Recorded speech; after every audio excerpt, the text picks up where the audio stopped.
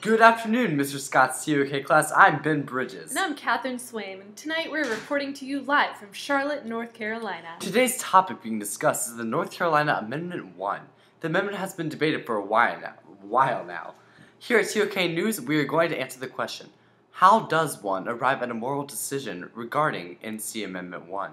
Furthermore, we will address the knowledge issue, which way of knowing, reason or emotion, should be used in justifying the amendment. Throughout this newscast, we will investigate the amendment through the analysis of student interviews, sources that promote and demote gay marriage, and a discussion of the pros and cons of using emotion and reason in making moral decisions. Don't get ahead of yourself, Ben. We need to know what this amendment says first. Luckily, we have reports.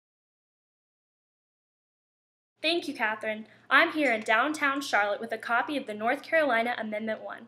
Here is what it states. Constitutional amendment to provide that marriage between one man and one woman is the only domestic legal union that shall be valid or recognized in this state.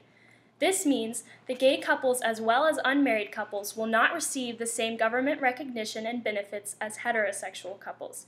Keep in mind that voters against the amendment are for same-sex marriage, while voters for the amendment are against same-sex marriage, as the distinction can be confusing at times. Back to you, Ben. Thanks, Aaron. A quick disclaimer before kicking off the program. We're going to focus primarily on same-sex marriage, but still be aware that this amendment also excludes unmarried couples from the recognition of a domestic legal union. Anyway, here to comment on same-sex marriage and Amendment 1 are some Myers Park students. We have 4 different interviews, 2 using logic and 2 using emotion. Now let's visit emotion first. Alright, I'm for the amendment because, honestly, I just don't see anything right with gay marriage. I understand, being gay and having a relationship, but I see it as more of, we all have the same rights no matter what. I can't marry a guy either, and it's just, I don't know, I kind of go both ways, but, emotionally I just feel like it just shouldn't happen. A part of me, there's a pit in my stomach. I guess it might be, coming as a Christian, coming from church.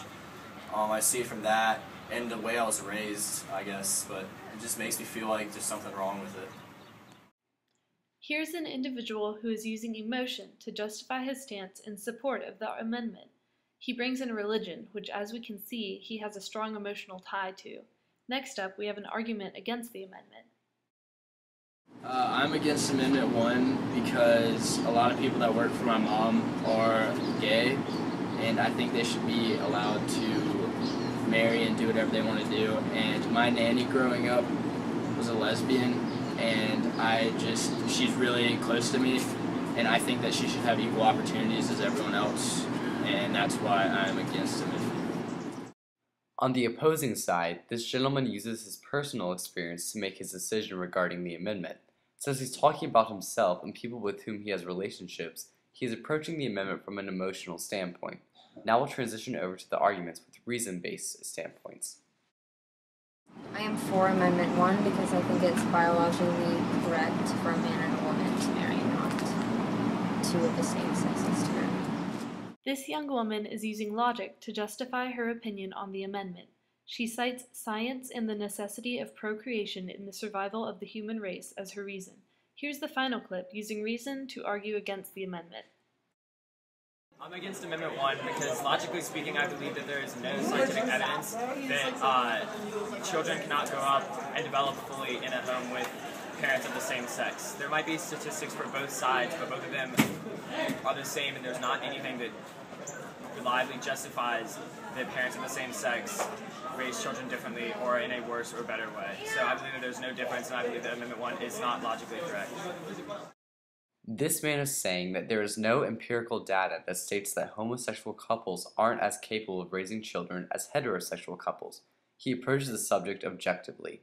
And that concludes our news broadcast for the day. I hope to see you next time.